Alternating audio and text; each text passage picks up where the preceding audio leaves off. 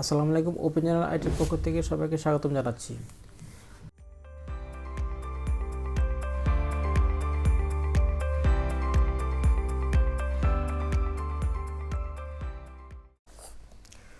আজকে আমরা cPanel-এর short description শিখব।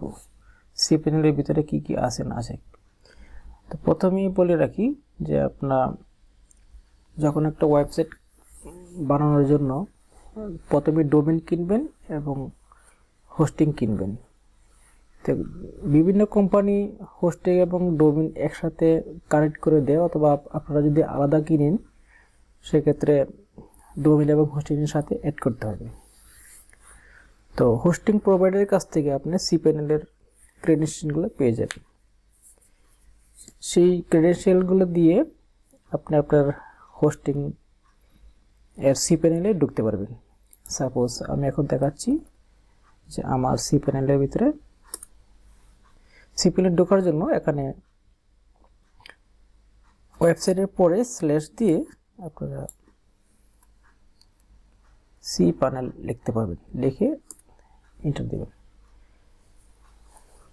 তখন এরকম ইউজার নেম পাসওয়ার্ড চাবে, সেই হোস্টিং প্রোভাইডার থেকে যে ক্রেডেনশিয়ালগুলো পাবেন সেই ক্রেডেনশিয়ালগুলো দিয়ে আপনি লগ ইন করতে পারবেন। আমি লগ ইন করছি। এখানে দেখবেন ডান পাশে general information, current user, primary domain এটা কানেক্ট করা আছে। যদি কানেক্ট করা না থাকে সেক্ষেত্রে আপনাদেরকে কানেক্ট করে নিতে হবে। তা আমরা আজকে cPanel সম্পর্কে শর্ট ডিসক্রিপশন জানবো, যে কোথায় কি থাকে বা কোথায় কিভাবে আছে এটা। তো প্রাইমারি ডোমেইন ডিবি সার্টিফিকেট, এটা এসএসএল কানেক্ট করা আছে। শেয়ার আইপি অ্যাড্রেস, আমাদের যে হোস্টিং যে প্রোভাইডার আমাদেরকে যে একটা আইপি অ্যাড্রেস দিয়েছে সেটা হলো share IP address.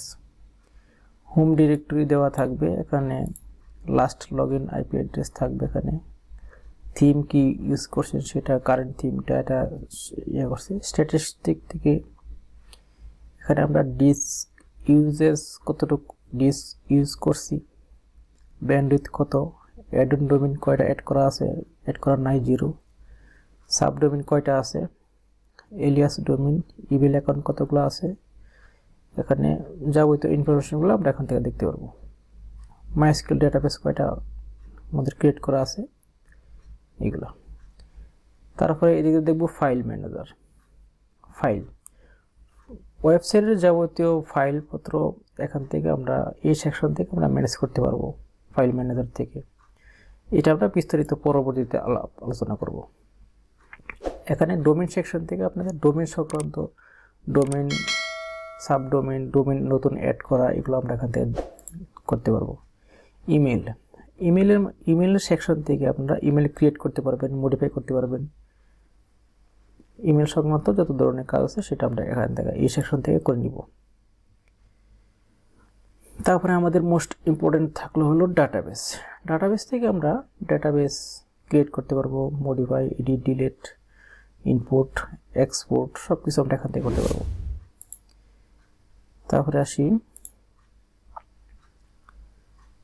Security issue সংক্রান্ত আমরা এগুলো সব বিস্তারিত পরবর্তীতে আলোচনা করব। এখানে আমাদের মেইনলি যেগুলো লাগে সফটওয়্যার ক্লাস থেকে আমরা আমাদের ওয়েবসাইটে ডিফল্টভাবে সফটওয়্যারগুলো সেট আপ করতে পারি। সাপোজ ওয়ার্ডপ্রেস, জুমলা, এগুলা, ল্যারাভেল, ওপেন কার্ট এগুলা। তা আমরা সেগুলো পরবর্তীতে বিস্তারিত আলোচনা করব। তারপরে অ্যাডভান্স প্রিফারেন্স থেকে আমরা কন্ট্যাক্ট ইনফরমেশন এবং change style, user manager, change language এগুলো করতে পারবো। এই ছিল আমাদের শর্ট ডিসক্রিপশন। আমরা বিস্তারিত পরবর্তীতে একটা পার্ট ধরে ধরে বিস্তারিত আমরা আলোচনা করব। তো ভিডিওটা যদি ভালো লাগে সেক্ষেত্রে লাইক করতে পারেন, আর যদি এই চ্যানেলের ভিডিওগুলো আপনার প্রয়োজন মনে হয় সেক্ষেত্রে সাবস্ক্রাইব করবে, আমাদের সাথে থাকবেন। ওকে, আল্লাহ হাফেজ, আসসালামু আলাইকুম।